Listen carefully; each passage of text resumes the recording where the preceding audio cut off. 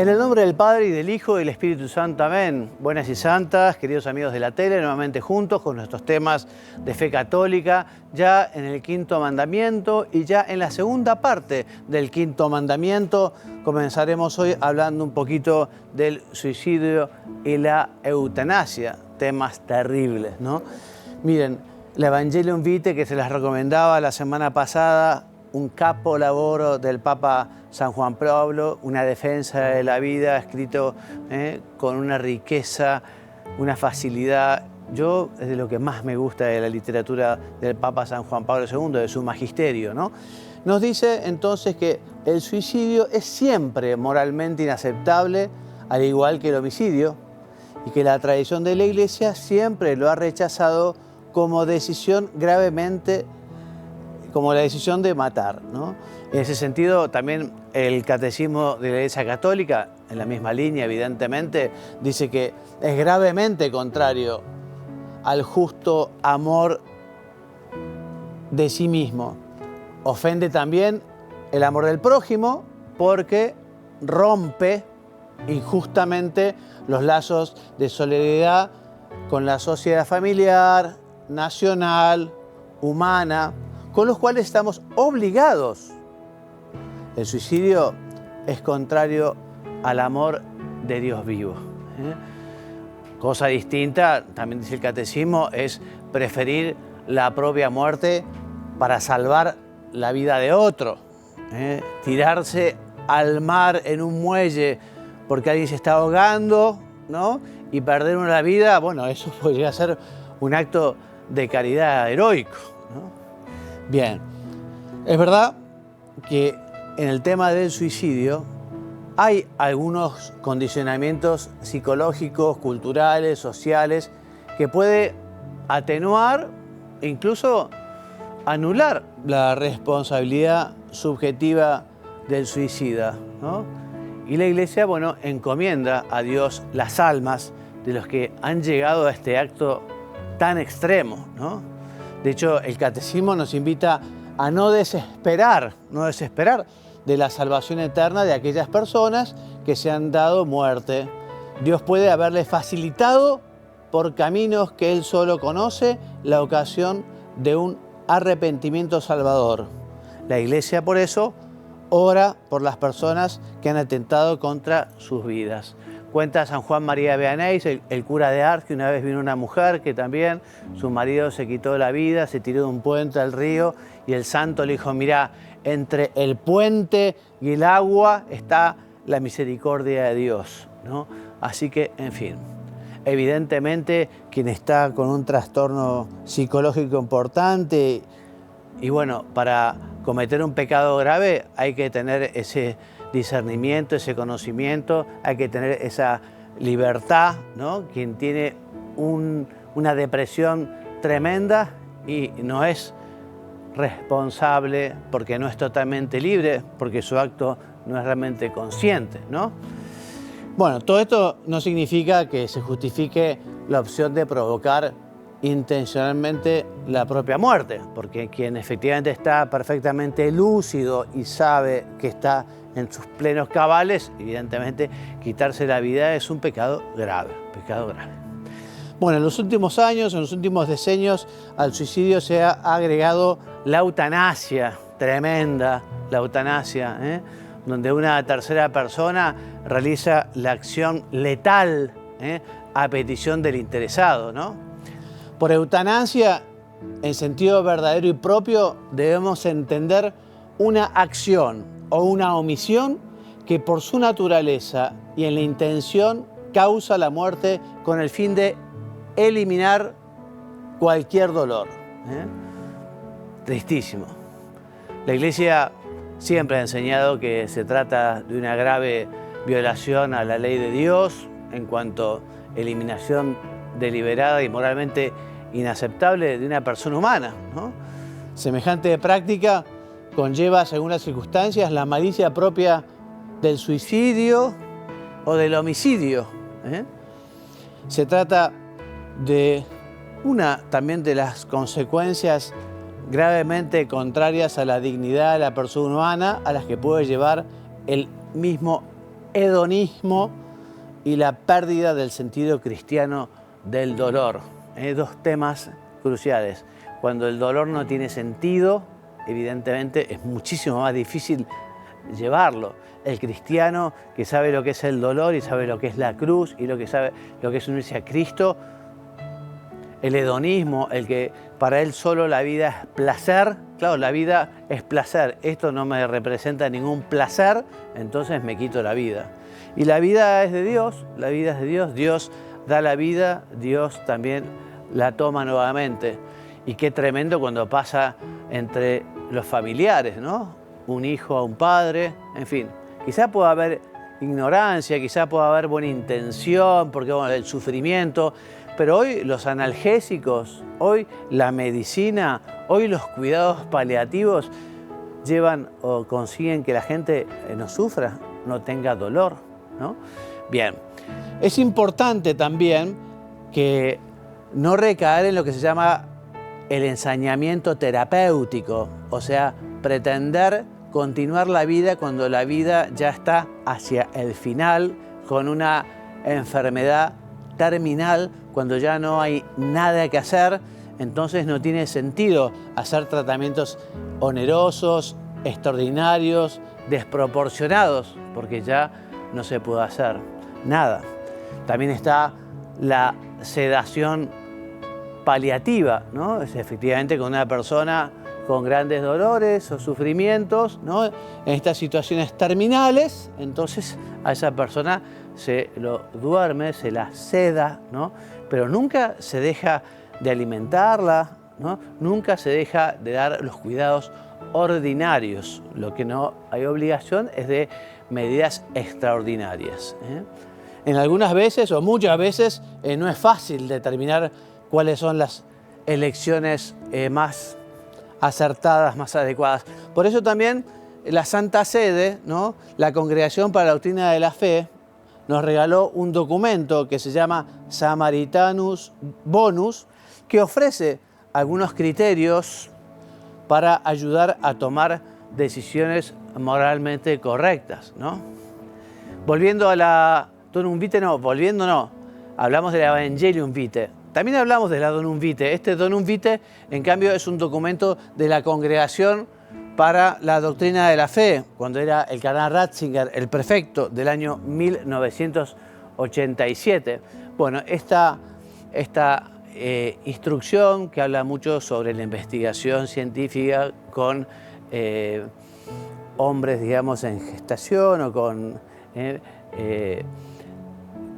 ya, digamos, ¿cómo se llaman? Cuando ya sea un óvulo, ¿no? Ya con el espermatozoide ya forma, digamos, lo que será una persona, ¿no? Un hombre, ya, aunque sea una célula muy pequeña, ¿no? Bueno, todas estas investigaciones con embriones, que no me salía la palabra, ¿no?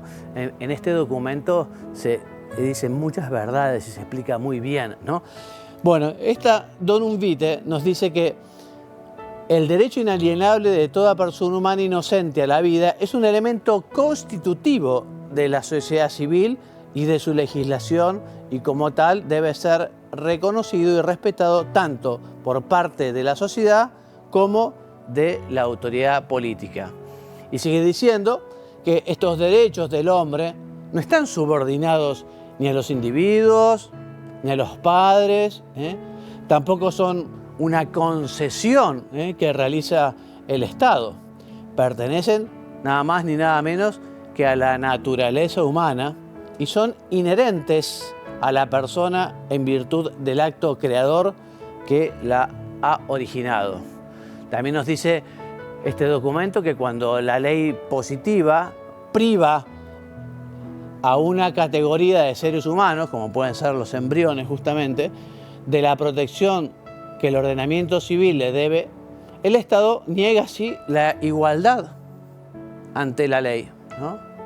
Y cuando el Estado no pone su poder al servicio de los derechos de todos los ciudadanos, y particularmente de quienes es más débil, se quebranta los fundamentos mismos del Estado de Derecho, Entonces, las leyes tienen que ser justas y es una pena que a veces algunas legislaturas, algunos congresos terminen dictando leyes tan injustas que no respetan la vida del nasciturus, del por nacer, del embrión, ¿no?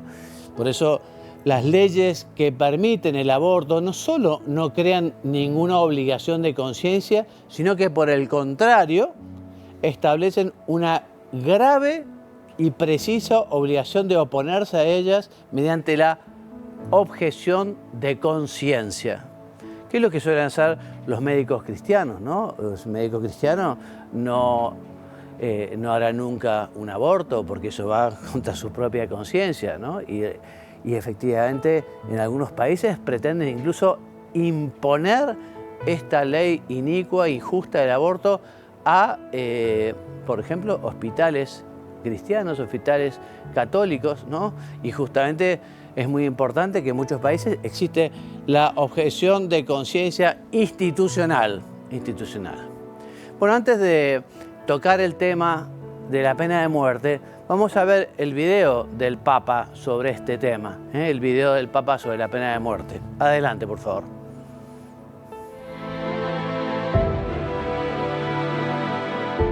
Cada día crece más en todo el mundo el no a la pena de muerte.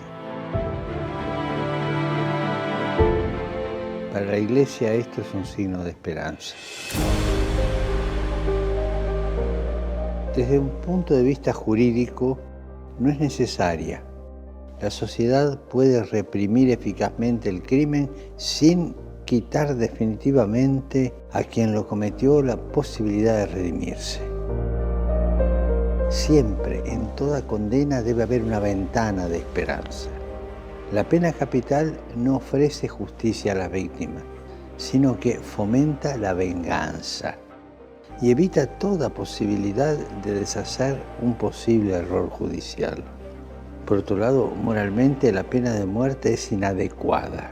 Destruye el don más importante que hemos recibido, la vida.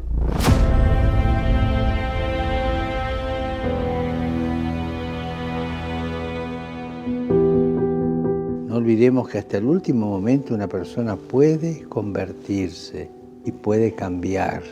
Y a la luz del Evangelio, la pena de muerte es inadmisible.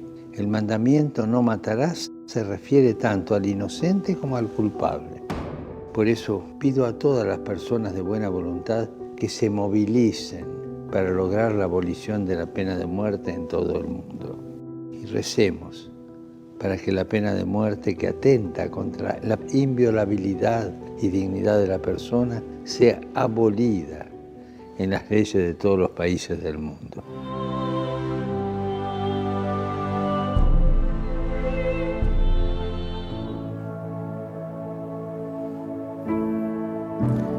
Bueno, este tema, ¿no?, de la pena de muerte, podemos decir que ha habido una evolución porque durante siglos se ha justificado la pena de muerte como un medio eficaz para garantizar la defensa del bien común e incluso como modo de restituir la justicia en caso de graves delitos.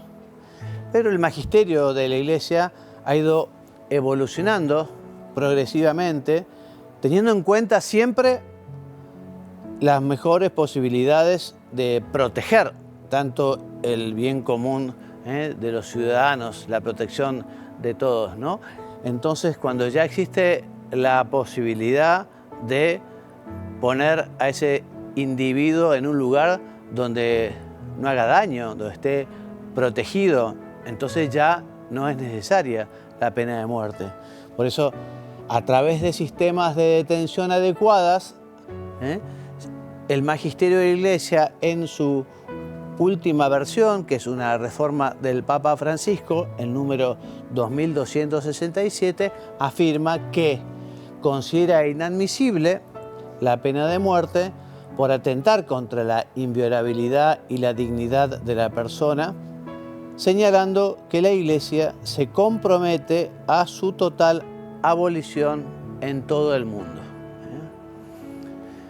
Seguimos con temas vinculados a la vida, vinculados al quinto mandamiento. Evidentemente, lo que está vinculado con los secuestros y la toma de rehenes son absolutamente inmorales, van contra la ley de Dios. También, en fin, son gravemente contrarios a la justicia el terrorismo, la tortura, ¿no?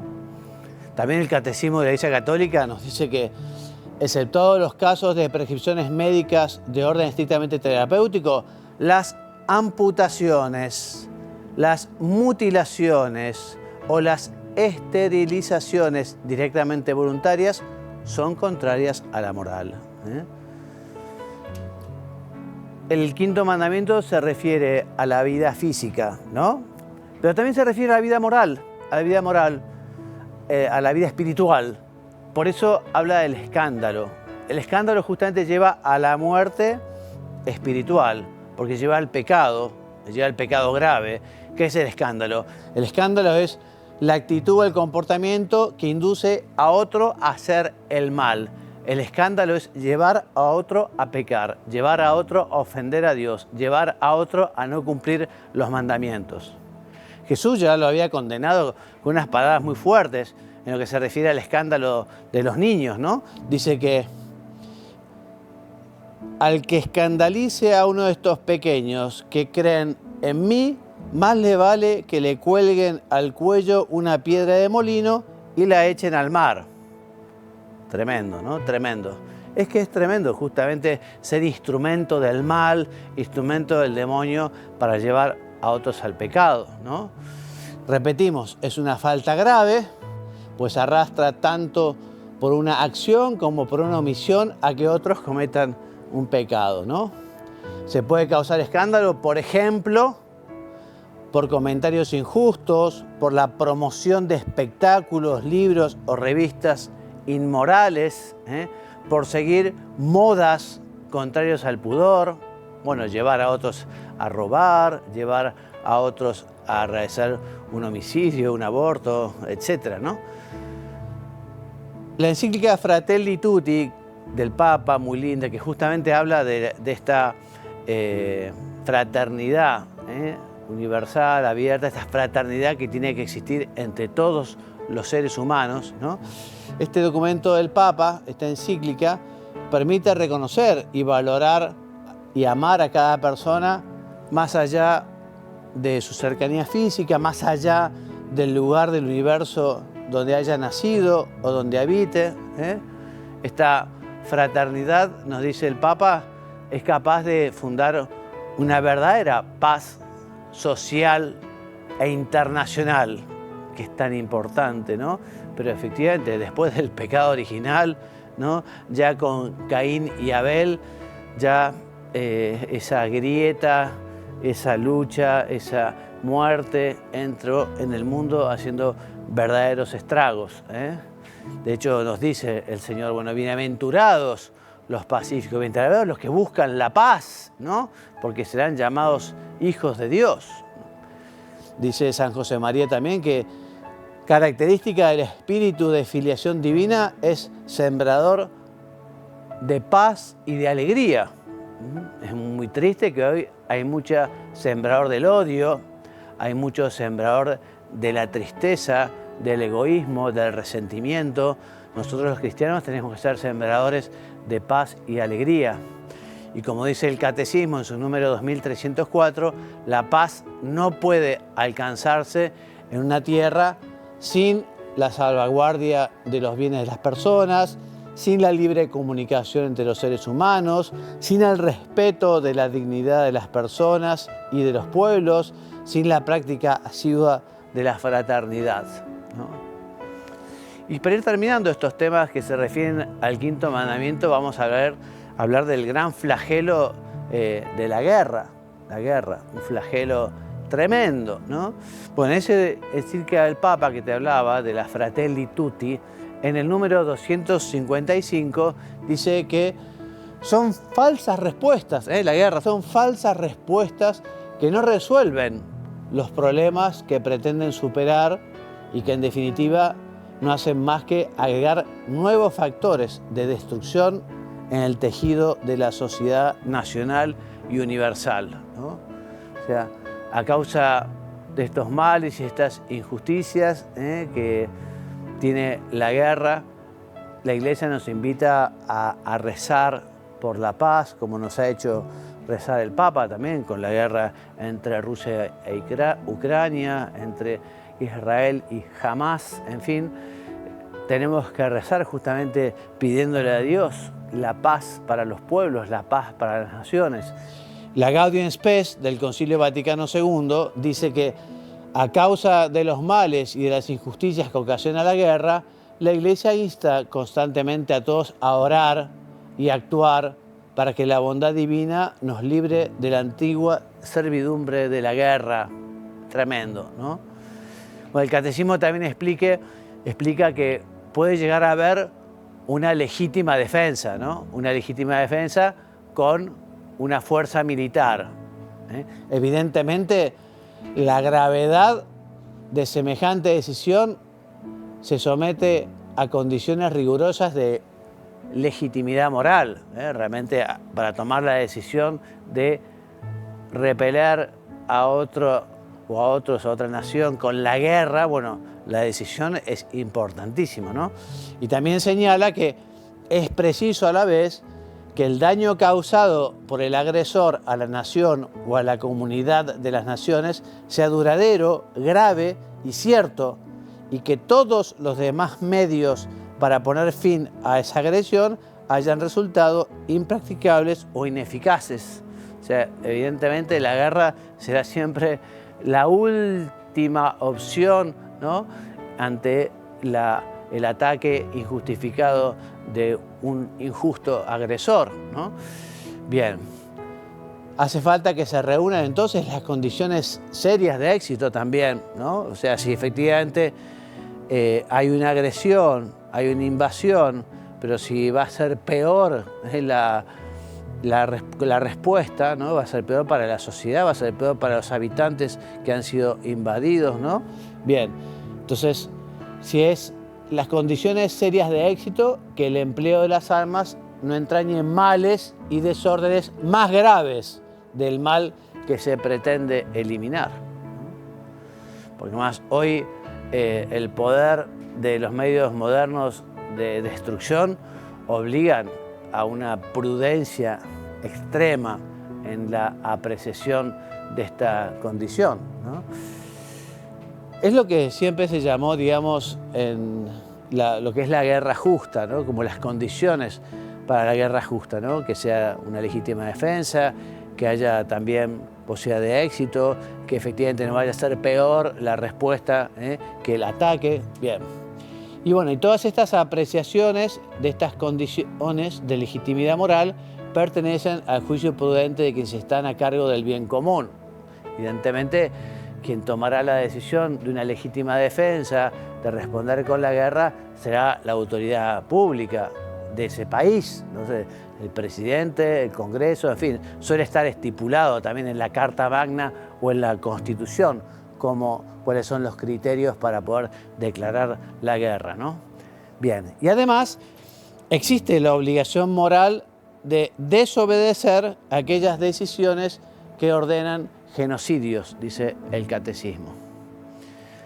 Un tema muy vinculado a la guerra es todo el tema de la carrera de armamentos, ¿no? Evidentemente hay todo un negocio allí, ¿no?, que está muy interesado en que hay guerra, pues si hay guerra se necesitan armas, ¿no? Si uno fabrica armas y no hay guerra, ¿no?, es todo un tema muy complicado, muy complicado. Entonces nos dice la Iglesia que la inversión de riquezas fabulosas en la fabricación de armas, siempre más modernas, impide la ayuda a los pueblos indigentes y obstaculiza también el desarrollo. Esta carrera de armamentos es una plaga, así lo dice el Concilio Vaticano II, la Gaudium Spes número 81, es una plaga gravísima de la humanidad y perjudica a los pobres de modo intolerable. Por eso, las autoridades tienen el derecho y el deber de regular la producción y comercio de armas. Fin. todos estos temas del quinto mandamiento fueron sumamente interesantes. Hasta aquí nuestra clase de hoy. Como siempre, nuestra bibliografía es el Catecismo de la Iglesia Católica, de los números 2258 a 2330. Y como les recomendé más de una vez, esta carta encíclica del Papa San Juan Pablo II, la Evangelium Vitae, del 25 de marzo del año 95, sobre todo el capítulo 3. Como siempre, al final de esta clase, de esta charla, de este encuentro, les recomiendo buscar las clases anteriores, las charlas anteriores, los encuentros, los programas anteriores en la Tele-Pi, ¿no? En YouTube o en Instagram o en el sitio web de la tele, que es www.latele.com.y. Bueno, entonces hasta aquí el programa de hoy. Dios mediante, la semana que viene continuaremos con los mandamientos y comenzaremos a hablar del sexto mandamiento de la ley de Dios. Me despido enviándoles la bendición, que Dios los bendiga y los haga muy santos. Amén.